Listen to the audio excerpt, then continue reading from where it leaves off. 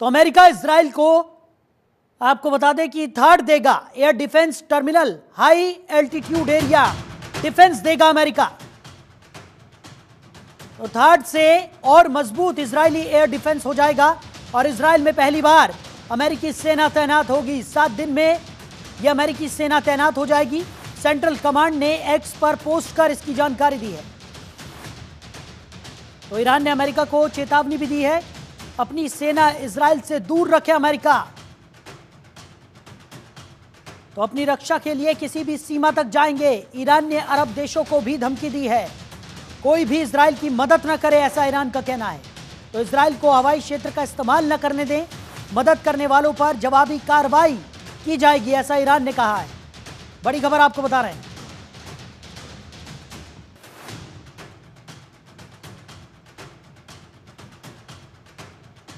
तो थर्ड से Israeli air defence और मजबूत हो जाएगा। इजराइल में पहली बार अमेरिकी सेना तैनात होगी। तो 7 दिन में अमेरिकी सेना इजराइल में तैनात हो जाएगी। बड़ी खबर आपको बता रहे हैं। तो ईरान ने अमेरिका को चेतावनी भी दी है, तो अपनी सेना इजराइल से दूर रखे अमेरिका, ऐसी चेतावनी ईरान की तरफ से अमेरिका को दी गई है। ईरान का कहना है कि अपनी रक्षा के लिए किसी भी सीमा तक जाएंगे। तो ईरान ने अरब देशों को भी धमकी दी है। तो कोई भी इजराइल की मदद न करे, ऐसा ईरान का कहना है। ईरान ने कहा है कि इजराइल को हवाई क्षेत्र इस्तेमाल न करने दें और इजराइल की मदद करने वालों पर जवाबी कार्रवाई ईरान की तरफ से की जाएगी। ये चेतावनी ईरान ने सभी देशों को दी है। बड़ी खबर आपको बता रहे हैं।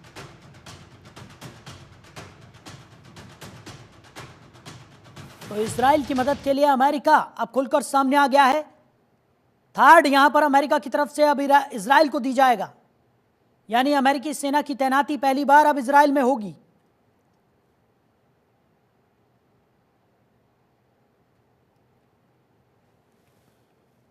उधर इस खबर के सामने आने के बाद ईरान ने भी अमेरिका को चेतावनी दी है। ईरान ने कहा कि अमेरिका अपनी सेना को इजराइल से दूर रखे।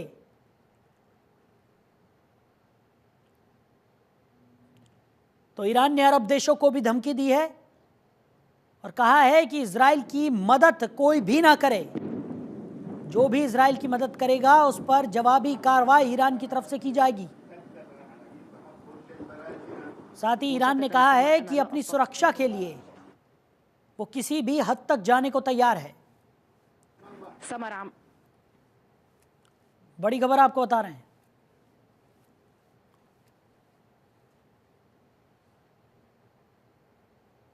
तो ये संघर्ष दिनों दिन बढ़ता हुआ नजर आ रहा है, जहां इजराइल की तरफ से लगातार हमले जारी हैं, वहीं अब अमेरिका भी इजराइल की मदद के लिए आगे आ गया है। इसी पर ज्यादा जानकारी के साथ हमारे साथ कुछ खास मेहमान जुड़ गए हैं। Retired group captain UK Devnath ji हमारे साथ है, रक्षा विशेषज्ञ हैं। डॉक्टर संजीव श्रीवास्तव विदेश मामलों के जानकार हैं, वो भी हमारे साथ इस चर्चा में साथ निभा रहे हैं। तो आप दोनों ही मेहमानों को बहुत स्वागत है जनतंत्र टीवी में। सबसे पहले चर्चा की शुरुआत करेंगे देवनाथ जी के साथ। देवनाथ जी, जिस तरीके से इजराइल को अब अमेरिकी साथ मिलता हुआ नजर आ रहा है और पहली बार ऐसा होगा कि अमेरिकी सेना अब इजराइल में तैनात नजर आएगी, कैसे देख रहे हैं? इसको ऐसे समझना पड़ेगा कि अमेरिका जो है इजराइल को अपना एक अभिन्न हिस्सा मानता है।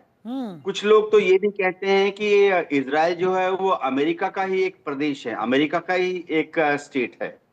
अमेरिका किसी भी हालत में इजराइल को डूबने नहीं देगा। अमेरिका किसी भी हालत में इजराइल को अकेला अकेला नहीं छोड़ेगा, भले ही इजराइल 7 खून क्यों ना कर ले जी। अमेरिकन स्ट्रेटेजिक पॉलिसी जो है उसके हिसाब से इजराइल पश्चिम एशिया में और अरब देशों में उसके इन्फ्लुएंस जो रखना है उसकी बहुत ही महत्वपूर्ण कड़ी है, सबसे ज्यादा महत्वपूर्ण कड़ी है।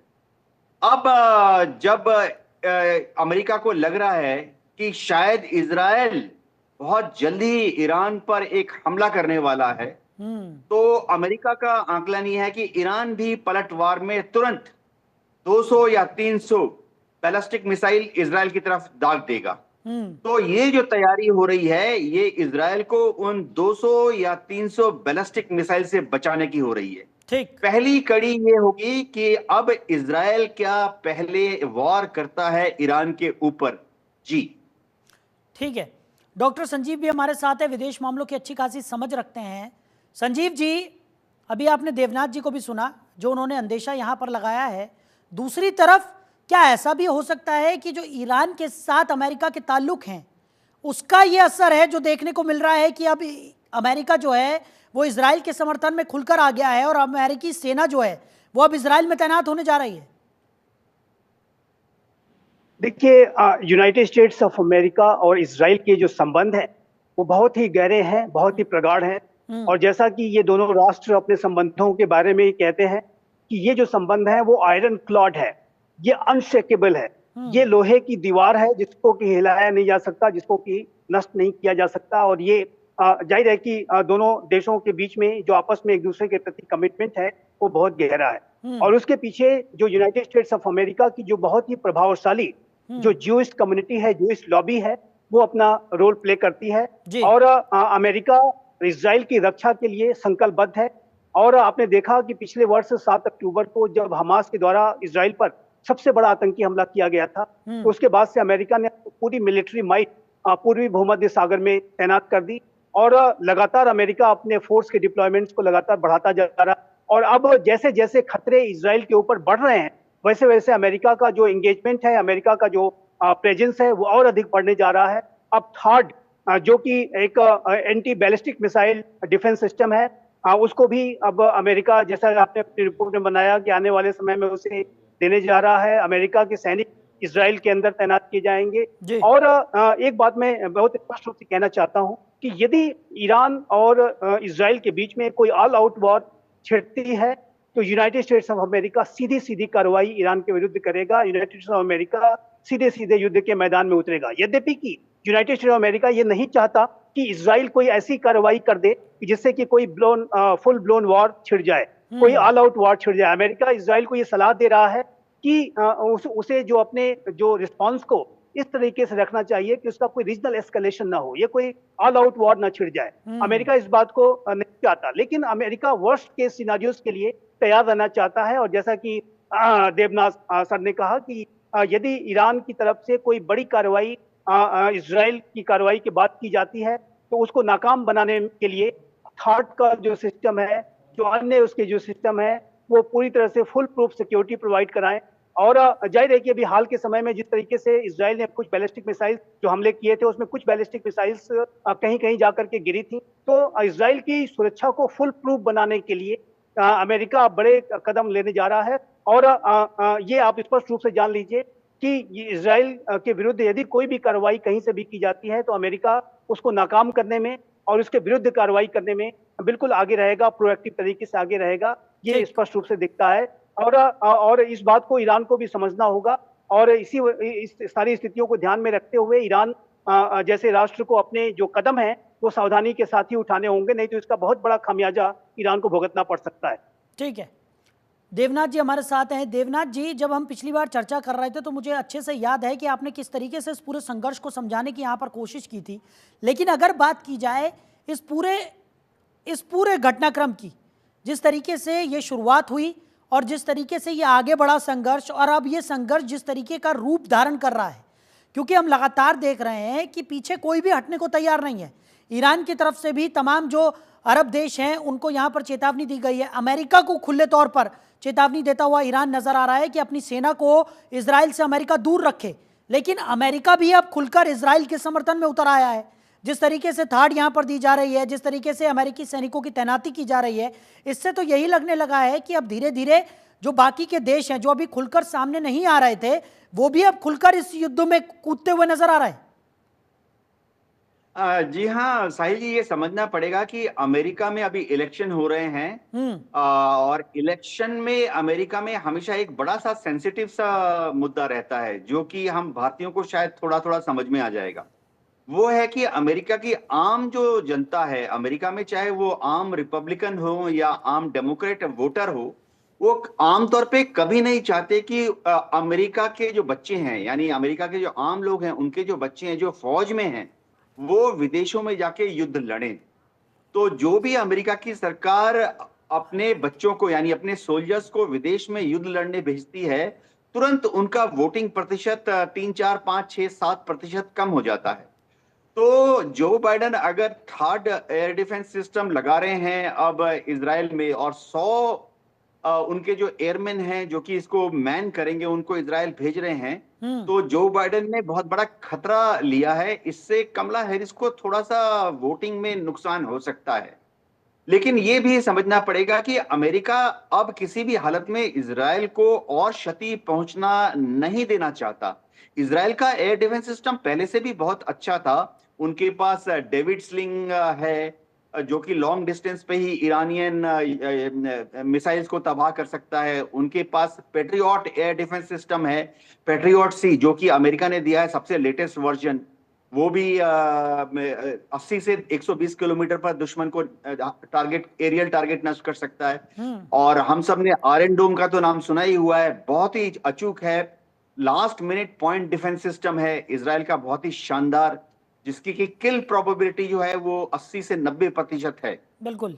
अब क्या है, थर्ड एयर डिफेंस सिस्टम वहां पर स्थापित करके अमेरिका ये दर्शाना चाहता है ईरान को कि ईरान इजराइल पर हमला करने की गुस्ताखी ना करे। मैं आपको एक और दर्शकों को बताना चाहता हूं कि अमेरिका ने इस युद्ध के शुरुआती दिनों से ही इजराइल को बचाने के लिए अपने जो एयर डिफेंस फ्रिगेट्स हैं उनको पर्शियन गल्फ में तैनात किया हुआ है जी। इसी तरह से अमेरिका ने अपने जो सर्विलेंस रेडार हैं, जिससे वो ईरान के आसमान में बैलिस्टिक मिसाइल को ढूंढता रहता है, उसको शुरुआती दिनों से ही अमेरिका ने कुवैत में, इराक में, अबू धाबी में और कतार में तैनात किया हुआ है। तो जैसे ही ईरान से कोई भी एयरबॉर्न, चाहे वो क्रूज मिसाइल हो, यूएवी हो, या ड्रोन हो, या बैलिस्टिक मिसाइल हो, लॉन्च होती है, तुरंत वो कुवैत में और कतार में जो अमेरिकन रेडार है उनकी पकड़ में आ जाता है और उनको शूट डाउन की प्रक्रिया वहीं से चालू हो जाती है। जब अप्रैल के महीने में ईरान ने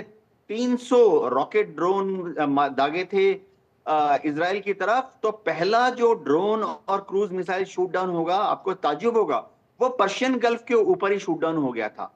और उसके बाद दर्जनों ड्रोन यूवी को सऊदी के आसमान में नष्ट कर दिया गया था। और जो लास्ट बचे कुचे ड्रोन यूएवी थे उनको जॉर्डन के आसमान में यूएस एयरफोर्स ने नष्ट कर दिया था। आज भी यूएस एयरफोर्स के दो F-15 फाइटर स्क्वाड्रन जॉर्डन में तैनात हैं, क्योंकि जॉर्डन इजराइल और अमेरिका का एक पीस एंड फ्रेंडशिप एग्रीमेंट है। तो अमेरिका हमेशा ये कोशिश रहता है कि इजराइल की तरफ अगर ईरान ने कुछ भी फेंका, वो इंतजार नहीं करता अमेरिका की वो इजराइल के आसमान तक पहुंचे। उसको पर्शियन गल्फ में कतार, अबू धाबी, इराक, जॉर्डन, वहीं पे शूट डाउन कर डालते हैं। जी ठीक। डॉक्टर संजीव भी हैं। डॉक्टर संजीव, जिस तरीके से, क्योंकि मेरा सवाल यही था कि कितनी मजबूती यहाँ पर इजराइल को मिल जाएगी अब अमेरिका का साथ मिलने से, जिस तरीके से अमेरिका थर्ड यहाँ पर इजराइल को मुहैया करा रहा है और अचूक एयर डिफेंस सिस्टम यहाँ पर अब इजराइल को मिलने जा रहा है, ऐसे में मजबूती यहाँ पर होगी। लेकिन देवनाथ जी ने उसका जवाब पहले ही यहाँ पर दे दिया है। और एक सवाल यहाँ पर और भी खड़ा होता है कि ईरान को लेकर जिस तरीके की स्थिति देखने को मिल रही थी, एक हमला ईरान पहले ही कर चुका है इजराइल पर, और वो बहुत घातक हमला यहाँ पर माना जा रहा था, लेकिन इजराइल की तरफ से ये कहा जा रहा था कि उस हमले को विफल कर दिया गया। हालांकि सच्चाई क्या है ये तो पूरी तरह से अभी साफ नहीं हो पाया, लेकिन उसके बावजूद अभी भी ईरान की जो नीतियां हैं और ईरान जिस तरीके से आगे बढ़ रहा है, क्योंकि अमेरिका को खुले शब्दों में ईरान ने चेतावनी दे दी है, अमेरिका साथ जरूर दे रहा है इजराइल का और ईरान पर दबाव बनाने की कोशिश भी यहां पर की जा रही है, लेकिन उसके बावजूद ईरान ने भी ये धमकी देकर ये जाहिर कर दिया है कि रुकने वाला वो भी नहीं। देखिए, ईरान वर्तमान समय में चौतरफा दबाव झेल रहा है और ईरान के ऊपर इजराइल ने बड़ी कार्रवाइयां की हैं। यदि आप देखें तो ईरान के राजधानी तेहरान में जाकर के उसके एक स्टेट गेस्ट हमास के जो चीफ इस्माइल हनिया को एलिमिनेट करना, हालांकि इजराइल ने उसकी जिम्मेदारी नहीं ली, उसको एडमिट नहीं किया, लेकिन यह है कि स्पष्ट है कि यह मोसाद के द्वारा किया गया ऑपरेशन था। उसके बाद ईरानियन प्रॉक्सीज के ऊपर एक करके एक बड़े हमले करना, हसन नसरुल्लाह जो कि ईरानियन जो जितने भी प्रॉक्सीज हैं सबके बीच का सबसे महत्वपूर्ण फिगर था, की फिगर था, उसको ही एलिमिनेट कर देना, हमास को पतन के कगार पे पहुंचा देना और अब हिजबुल्लाह के विरुद्ध बड़ी से बड़ी कार्रवाइयां करना और हिजबुल्लाह को भी आंतरिक रूप से एकदम खोखला और कमजोर करने के लिए आगे बढ़ना और हुती के ऊपर भी हमले करना। तो ईरान और ईरानियन जो प्रॉक्सीज हैं वो इजराइल की कार्रवाइयों से भारी दबाव में थे और ईरान की राजधानी तेहरान में जिस तरीके से इजराइल ने ऑपरेशन इस्माइल हनिया का कंडक्ट किया और उसे एलिमिनेट किया, उसके बाद तो ईरान के अंदर जो वहाँ की डोमेस्टिक कॉन्स्टिट्यूएंसी है उसके अंदर भी अनेक तरीके के शक और अनेक तरीके के सवाल खड़े होने शुरू हो गए थे कि क्या ईरान अपने स्टेट गेस्ट की भी रक्षा नहीं कर सकता, क्या इजराइल इतनी इस तरीके की कार्रवाई भी कर सकता है कि वो प्रेसिडेंशियल पैलेस के बगल में जो वहाँ पे स्टेट गेस्ट का ऑफिस है, जो रेजिडेंसेस हैं वहां पर आके वो हमले कर सकता है। तो ईरान को अपनी देश की जनता को भी दिखाने के लिए और अंतर्राष्ट्रीय समुदाय को भी दिखाने के लिए कि वो कमजोर नहीं है, इस तरीके की कार्रवाइयां करनी पड़ी हैं, उस तरीके के बयान देने पड़े हैं। पिछला और मैं यहाँ कहना चाहता हूँ कि ईरान ने इजराइल पर एक नहीं 2 बार हमला किया, 1 अप्रैल में किया और अभी 1 अक्टूबर में किया है। और अप्रैल का जो ईरानियन हमला था जिसमें कि लगभग 300 मिसाइल्स और ड्रोन्स इत्यादि इस्तेमाल किए गए थे, हालांकि उसमें लॉन्ग रेंज क्रूज मिसाइल्स थी और ड्रोन्स इत्यादि थे, वो जो हमला था वो ईरान ने इस वजह से किया था क्योंकि इजराइल ने सीरिया में एक ईरानियन काउंसलेट में एक एयर स्ट्राइक कंडक्ट की थी जिसमें कि एक टॉप ईरानियन कमांडर मारा गया था।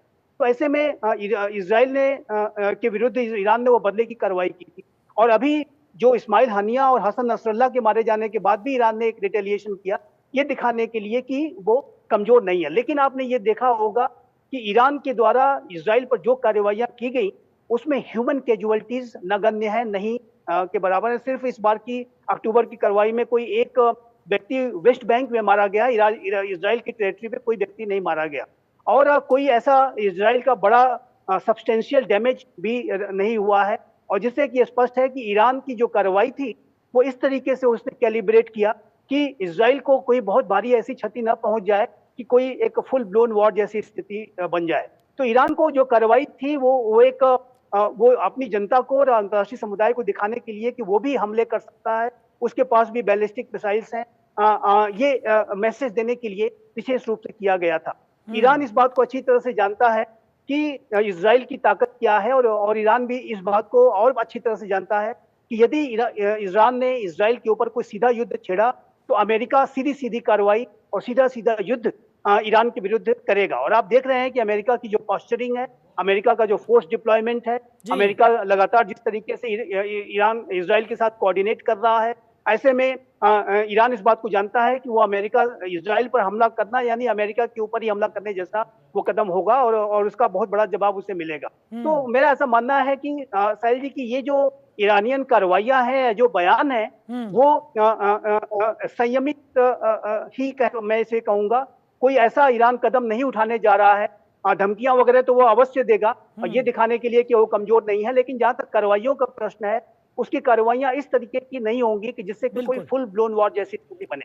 यानी डॉक्टर संजीव सीधे शब्दों में अगर मैं कहूं तो ये कहा जा सकता है कि ईरान एक तरफ अपने आप को कमजोर भी नहीं दिखा रहा है, दूसरी तरफ से जिस तरीके के हमले यहाँ पर देखने को मिले हैं, कहा जा सकता है कि ईरान जो कदम है वो फूक फूक कर यहाँ पर रख रहा है। अगर सीधे शब्दों में मैं बात करूं तो देवनाथ जी भी हमारे साथ हैं। देवनाथ जी, डॉक्टर संजीव ने जिस तरीके से ये समझाया कि ईरान की मंशा क्या है, ईरान एक तरफ खुद को कमजोर भी साबित होने नहीं देना चाह रहा है, दूसरी तरफ वो जो कदम उठा रहा है वो भी इस नजरिए से उठाया जा रहा है कि वो कमजोर भी साबित ना हो और साथ ही साथ कुछ ऐसा ना हो जाए जिसके बाद कि एक वॉर जोन में ये पूरी की पूरे जो संघर्ष है वो तब्दील हो जाए और उसके बाद इसका जो बड़ा खामियाजा है वो तो अगर देखा जाए तो ईरान को ही भुगतना पड़ेगा। साहिल जी, जैसा कि डॉक्टर संजीव श्रीवास्तव जी ने कहा, ईरान हर कदम को, हर स्टेटमेंट को, हर वक्तव्य को बहुत फूंक फूंक कर जारी कर रहा है। जब ईरान ने अभी 1 अक्टूबर को हमला किया, उसके तुरंत बाद उसके स्टेट मीडिया ने ये कह दिया कि हमने बदला ले लिया है इस्माइल हानिया का और हसन नसरुल्लाह का। तो अगर आप उसके अंदर फाइन प्रिंट को पढ़े, कोई भी देश जब ये बोलता है कि हमने बदला ले लिया है उसका दूसरा मतलब ये होता है कि अब और हम हमला तब तक नहीं करेंगे जब तक कि फिर से इजराइल हमें ना छेड़े। बिल्कुल बिल्कुल। ईरान की एक मजबूरी है, उनकी फौज बहुत ही कमजोर है, आर्मी नेवी एयरफोर्स में कोई दम नहीं है, और उनकी आर्मी नेवी एयरफोर्स के जियोग्राफिकल रीजन से वो इजराइल पर कोई हमला नहीं कर सकते हैं। वो थोड़े बहुत रॉकेट्स, बैलिस्टिक मिसाइल इजराइल की तरफ फायर करते हैं, और जैसे डॉक्टर संजीव श्रीवास्तव जी ने बताया कि उनमें नॉर्मल कन्वेंशनल बम लगे होते हैं 250 किलो के, 500 किलो के। वो जहां गिरते हैं वो बहुत बड़ा गड्ढा हो जाता है, धमाका होता है, लेकिन कोई क्षति नहीं होती है। तो इसलिए अब इजराइल को मालूम है कि ईरान अगला हमला नहीं करेगा, ये इजराइल का आकलन है। अमेरिका को भी मालूम है कि ईरान अगला हमला नहीं करेगा। कब तक? जब तक कि अब इजराइल आज कल परसों इस हफ्ते में या कुछ दिनों के बाद ईरान पर एक हमला नहीं करता है। तो ये जो युद्ध है, इसका क्या युद्ध का क्षेत्रफल बढ़ जाएगा।